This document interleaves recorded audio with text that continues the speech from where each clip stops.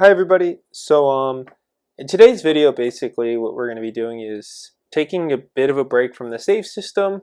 Originally the plan was that we were going to kind of augment the save system to be able to handle one, the number of moves it took for a player to beat a level, and two, the time it took for the player to beat a level. And it would be during the level progression, and it would show up right around here. And the idea was to kind of have like a external kind of style motivation for the player. But basically, while I was working on that extension to the game, I ran into some debugging problems and I found myself thinking I would really like a logger. So I decided to take a quick break from doing the save system, and I ended up making a logger, and I thought that would be a good addition to this whole tutorial series thing. So that's what we're going to be doing in this video, making a logger. How we're going to do it is actually going to be pretty simple. We're just going to do src log header file, right? And then we'll do a C++ file. So that's it. And then what we need to think about is how we're actually going to implement our logger. As far as I'm concerned, there's a couple ways, probably three-ish ways. The first one is to have like a log struct, right? And then in the main, we could make a log struct at the very top. And then we could pass it around to basically allow logging to occur through the level progression, the game, and all that. But passing it around is kind of obnoxious. So I think it just like adds a lot of bloat to everything we're writing, because if we add another state, all of a sudden we have to add this extra logger. So we could then say, okay, so we'll just make it part of like the base class of state. But again, it just gets a little cumbersome at a certain point. So instead, what we're going to be doing is we're going to be looking at two different kind of options. Now, the first is something that I did a bunch when I was writing C# and for Unity, which was a singleton. And then basically the way that works is once you have it working is you'd have like a log, you get the instance, and then you could call .info or whatever to then log2. But personally, I've never really loved that pattern, one. And two, because we're not in a language that forces object orientation, just because we can use object orientation doesn't mean we necessarily should. So I'm going to go with a third route, and I'm just going to show you what it is. So since I'm in the header file first, always pragma once, right? And then I'm going to use a namespace. And so I'm going to name it a log, right? And just as an example, we'll have one quick little function. And I'm just going to go, actually I'll make two real quick, void close. Okay, so and then in here, right, we have this like bool running. Eventually we'll get rid of this too, by the way, and use this kind of thing, but we'll come back to that in a second. So we have our bool running, right, or not our bool running, we're in here. So what we're going to do, the way we actually call that function is we do like a colon, because this is the namespace and this is getting the function. So we call it init, and just because we're here, ideally if we were using like Zig or Go, we could do defer log close, and to me that's just a lot cleaner, but it's not in the language so we can't do it. So instead we do right here. Cool. So this is that, and basically what this is going to do is we're going to open a file and then we're going to close a file, and in the middle we're going to log stuff to that file. What we're going to log is going to be in this form. We're going to have like const char star, right? But there's going to be different kinds of logs. We'll have, I think, 4. The first will be warn, and the third will be error, and the last will be fatal. Cool, cool, cool. So now let's actually implement these. Pretty simple. We're going to go in here, we'll do include, and then we need fstream. And we're also going to need an IO stream. Yeah. Cool. So let's do the first one. Sorry, we actually need to namespace this. And now we can do this in here. Cool, cool, cool. That looks good to me. I'm going to do this part next. So now we just give it a stir. We do this. And then we give it that a new line just for cleanliness. And then we can actually start doing this. So first we want to create our file, right? And in this case, it's just going to be out file, let's just say, and or we'll be a little bit better, log file, and we're just going to name this log.txt. So basically at the very start of the program, we're going to just open this file just for convenience. And then all we're going to do in here is we're going to say if not log file. So if there was an error opening the file, we're going to do cerr, and then we're going to do fatal unable to open log file. Log file, and then we'll like say this is log.txt. New line.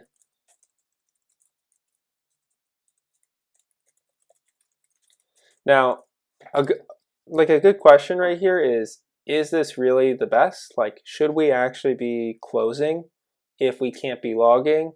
The real answer is, like, for a production game, the answer is no. But for our cases right now, where we're really just interested in getting logs and using them to debug if we need them, the answer is yes. So maybe in we could do like if production kind of setup down the line, right? So if production, right? If production, we don't really care about logging. If it can't happen, we want it. But if it can't happen, then that's okay. The player should still be able to play the game. But in this case, because this is just a very simple game, I'm okay with just quitting out. So in here, all we're doing is just calling logfile.close. And now in these ones, what we're doing is first we're doing like a prefix, and then we're going to do the string, the C string more specifically, as we'll see, and then we'll end the line. So let's do that, and then this, we'll do this, but we're also going to do a logfile.close because this is fatal, and then we're going to exit with an error. Cool. And now let's update the prefixes, sorry. And then this will be error, and this will be warn. Looks good to me. So at this point, if we just started logging stuff, what we would find is the actual text file may not be updating live. And the reason why is we're putting it into the log file, but that doesn't necessarily mean it's going to be written to the disk. So what we want, just to guarantee that that's going to happen, because I'll just show you real quick. If I run it right now and I just press Control-C, it just completely kills the process. There's no guarantee that this will actually be there when we actually look to see what caused the problem. So because it could be a Control-C, but it could also be like a huge bug that we would have been able to figure out pretty easily, well maybe pretty easily, if we had these flushes, if we had these logs. Right, so these are our logs. Now what I'm going to do is I'm going to go into main C++, and we're actually just going to start using the, oh, did I do, yeah, the one other thing I want to actually do, because this means we're like in a good state, I want an EOF end of file, just so it's pretty clear that everything went as we intended. So now let's actually get into logging stuff. So we're going to start here. We'll do, it's a capital L log info, and it'll be like rising end curses seems fine to me. So now we'll take that, we'll go down a little bit, and then we'll have this one, upstate machine, right? And that seems good. And these are just like basic initialization logs, and they're just helping us know that things are making it through the process. Beginning game loop. Okay, so that looks good. Let's just make it to see if we have any errors. So far, so good. We do Sokoban, play, quick quit, log.txt, and you can see everything's right. If I did a get status real quick, you would see our log.txt is in here. We don't really want our log.txt as part of our project, so I'm just gonna do that real quick, where I just added it to the git ignore. So now if I do a git status, right, you can see it went away. Okay, cool. So let's clear that and let's do that. We're in the game loop, we're closing it at the end. Looks good to me. And now we're just gonna add some logs. So let's start with instructions because that's like the easiest one. And all I care about for my logs at this point is I'm gonna name this level progression. So this is gonna be like the state. This is like gonna be the convention. We'll have like state, and then we'll have whatever's happening. Go to menu. We can actually just not even do that. Just go to menu. The one error right here is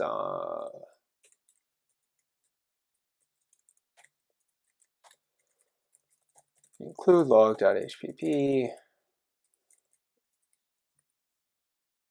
How are things going now? If I make it, everything's still fine. Cool. So we did that. Let's do the menu now. We're just going to follow that exact same format we had from before. Log info. Let me include. I guess I can't include still.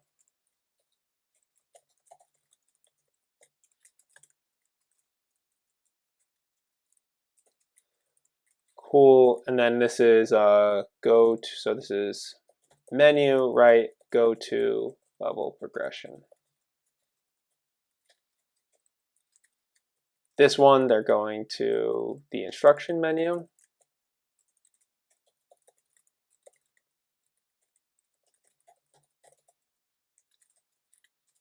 This one, the player is quitting.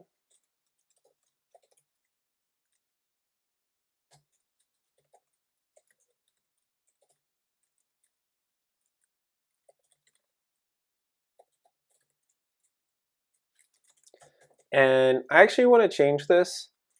So we're going to do this in two parts. There's going to be a log info, warn. We'll make it a warn in this case. And we're going to use something called a standard format, which basically lets us format a string.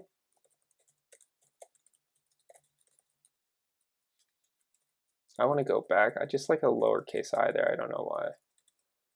And then user selection, right? And then we're passing std format makes a C++ string, but what we want is a C string. Okay, so that's fine. I don't like that this is quitting. I don't think it's necessary. So instead what we're going to do is user selection is equal to 0, and that fixes it. So this is 100 lines, 100 characters long, which is no good. So let's just spread it out a little bit, spread the love as it were. And then we can do this, and then we can do that. So that's a little bit cleaner. There's one other thing, which is if the player presses Q, this will also be as if the player is quitting, so we'll have that. I don't care about what's going on in the render function, so we're just going to leave that, and then we're going to go into the level. I guess we don't do that, so we can get rid of that. Level progression, and it will be in the C++ file. So we're going to be in this one. We don't care about the user inputs, but if that's something we could, if that's something we wanted, we could do, but it's not something I think we totally need. But it would be kind of interesting because, right, if we're logging all this, we could recreate the exact player's playthrough. Obviously, we don't want to log every key press because then we'd be creating a key logger, and that'd be ethically dubious, let's just say. But in this case, if we're just doing up, down, left, right keys, and we're not even logging which kind of key they're using, right? We just say, like, right? It could literally be log info left key, right? And then all of a sudden it would just start working. But let's not do that. Well, we do it after this, actually. Yeah, we would do it right here. Sorry. Anywho, we don't actually want to do that, but if it's something we wanted to, we could, and we could not only recreate the player state, but we could recreate exactly how the player moved through the level. Regardless, we're not going to do that. Instead, what we'll do is we'll do this log info, and it will be level progression, right? Go to menu.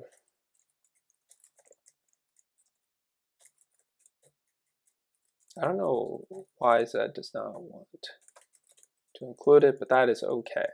So we're in here, level progression, go to menu, and then what we can do in here, right? Now we actually want like a slightly better kind of thing. So we'll do like log info, and we're actually going to use a format here. So we're going to see that the player tried to unlock. Sorry. Format, there we go. Locked level selection. And then what we'll see is we'll actually see exactly what it was. Selected index, max level beaten. And then we again need to see string from this. Again, this line is just way too long. So let's fix that.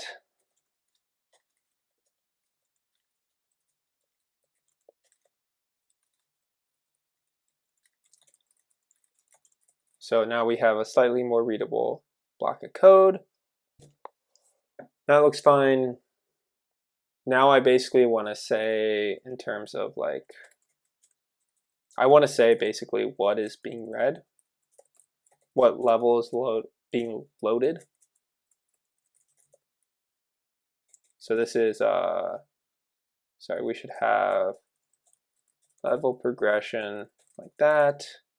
Now we should again have level progression, loading level, and then it'll be like this, and then we'll have levels selected index, right? So you guessed it, we're using a format again.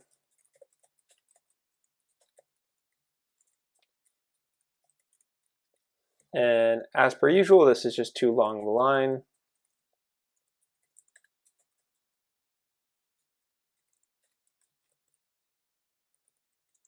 Do it like that, and then we'll do it like that. So at a certain point, it's going to be better if we just update our info to not take a const char and to be able to take some other kind of formatting argument.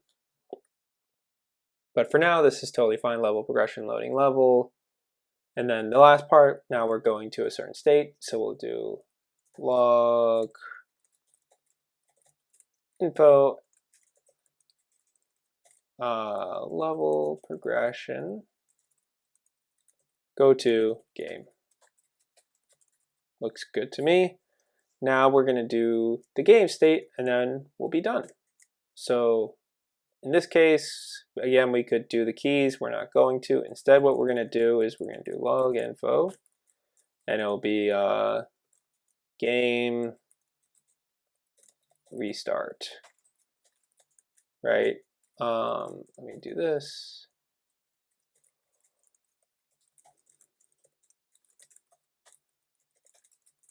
So game restart, and then in this case, it will be game go to level progression. I'm also going to add a second one, even though it's not necessary, it's redundant, but it's just convenient. If we ever do try to do any analysis, we'll have like a player quit string right here. Technically, we could figure out from go to level progression and from the fact that we're not going to log this player one that the player did quit, but I think it's just a little bit easier. So anyways, we'll have this log info game : player one, right? And then we're going to have this. Let me take this actually right here. Oops, went way too far. Right, go to level progression again. Again, this is pretty bad, but for right now, it's still totally fine. Go to level progression, and the last log that I think I want to do, that I can think of, so we'll do this.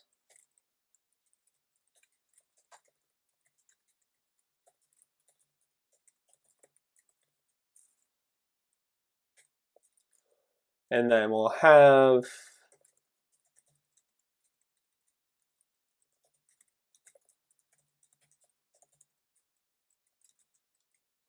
this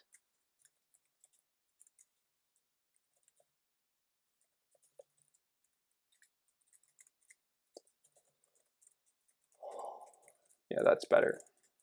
And then we need to C-string this. Okay, so let's check my save.txt. I'm going to make it 0 just for convenience. And yeah, I think we're just going to make it, and we're going to see what the logs look like.